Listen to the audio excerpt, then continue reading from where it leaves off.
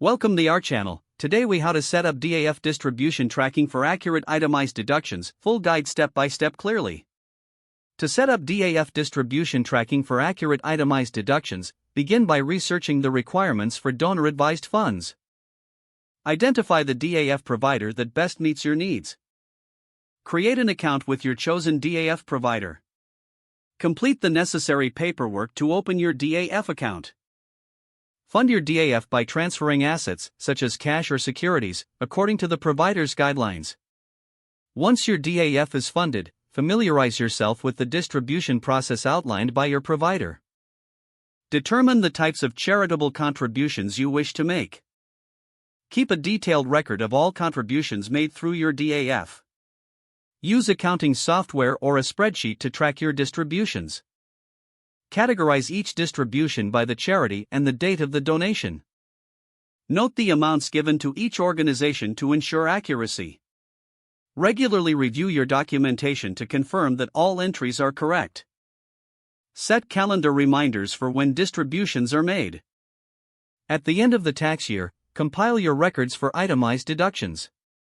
Consult a tax professional to ensure you understand the implications of your deductions. Review IRS guidelines regarding DAF contributions to maximize your tax benefits. Adjust your distribution strategy as needed based on your financial goals.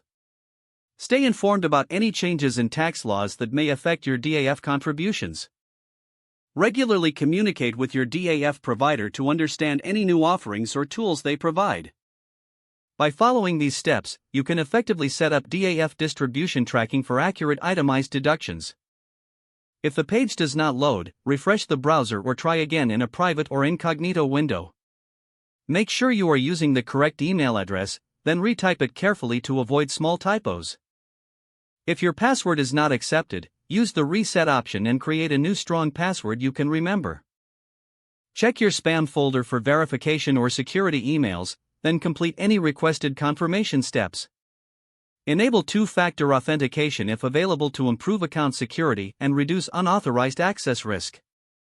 After signing in, review your profile details so your contact information and settings are accurate and current.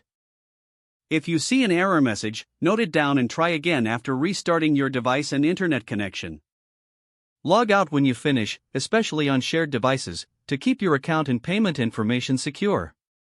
Don't forget to like this video and subscribe to our channel for more step-by-step tech guides.